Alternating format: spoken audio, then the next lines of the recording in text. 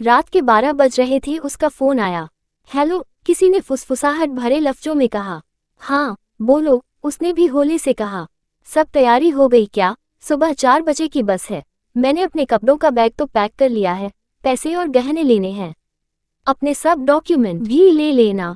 हो सकता है दोनों को नौकरी करनी पड़े, नया घर संसार जो बसाना है। ओके, मैं सब कुछ लेकर तुम्हें कॉल करती हूँ।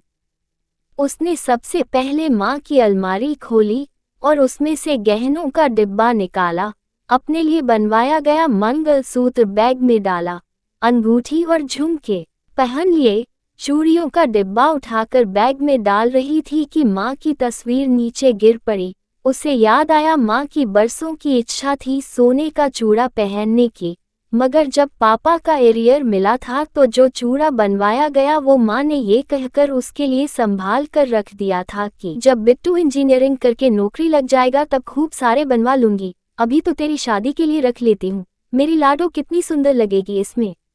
उसने तस्वीर वापस अलमारी में रखी और चूड़ा बैग में रख लिया। अब बारी थी नकदी की। घर में 75,000 पड़े थे। पापा कल बैंक से एजुकेशन लोन लेकर आए थे। बिट्टू का आईआईटी का दूसरा साल चल रहा था। घर के रुपये पैसे का हिसाब और चाबी उसी के पास रहती थी।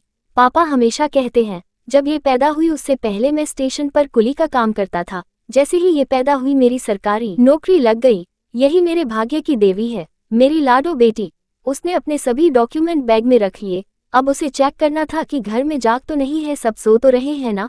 सबसे पहले उसने बिट्टू के कमरे के दरवाजे से अंदर झांका। बिट्टू अभी तक पढ़ रहा था। उस खाने की थाली वैसे ही ढकी पड़ी थी जैसी वो रखकर आई थी।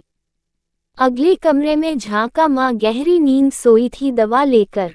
माँ हमेशा कहती है इस दवा में कोई तो गड़बड़ है जो नींद बहुत आती है। ये मुई शुगर भी बुरी बीमारी है, लगकर खत्म ही नहीं होती। दरवाजे की झिरी में से पापा दिखाई दे रहे थे। वो अपनी वर्किंग टेबल पर बैठे व्यापारियों का बही खाता तैयार कर रहे थे। अभी कुछ दिन पहले ही उन्होंने ये नया काम ढूंढा था।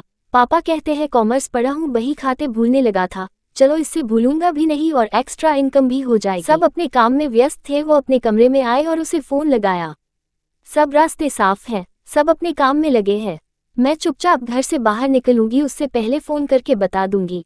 अच्छा, तुमने सारे गहने और पैसे ले लिए ना? हाँ ले लिए। तुम बार बार गहनों और पैसों का क्यों पूछ रहे हो? मैंने कहा न ले लिए। अरे बेबी, वो इसलिए कि नया घर संसार बसाना है। नई जगह जाते ही काम थोड़े मिल जाएगा, तो हमें घर के रूटीन कामों के लिए पैसा तो चाहिए ही। मेरा मोबाइल भी बहुत पुराना है, मुझे नया मोबाइल भी लेना है। और फिर मैं कोई नौकरी पकड़ लूंगा जिससे हम आराम से जिंदगी गुजारेंगे। सुनो, एक बात पूछूं? क्या तुम में इतनी हिम्मत नहीं कि मुझे कमा कर अपने पैसे से रख सको, खाना खिला सको? ऐसी बात नहीं बेबी, तुम बिन रहा नहीं जाता, और हम जाते ही मंदिर में शादी कर लेंगे और काम मिलेगा तो आराम से जिएंगे न। सुनो, तुम एक काम करो, अभी भागने का प्लान कैंसल करते हैं। पहले तुम काम करो और इतना पैसा कमा कर इकट्ठे कर लो कि 2 महीने तक काम न भी मिले तो हमें भूखों मरने की नौबत न आए।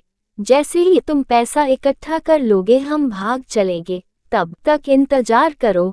2 महीने तक न कर पाए तो मुझे भूल जाना। अरे बेबी, बात तो सुनो, मेरी बात।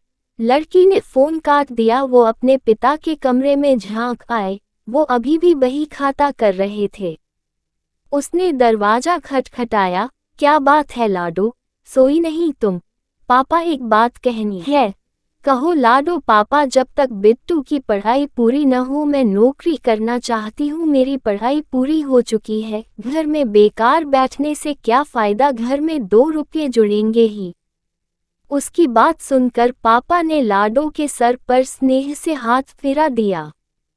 पापा बेटी दोनों की आंख नम थी।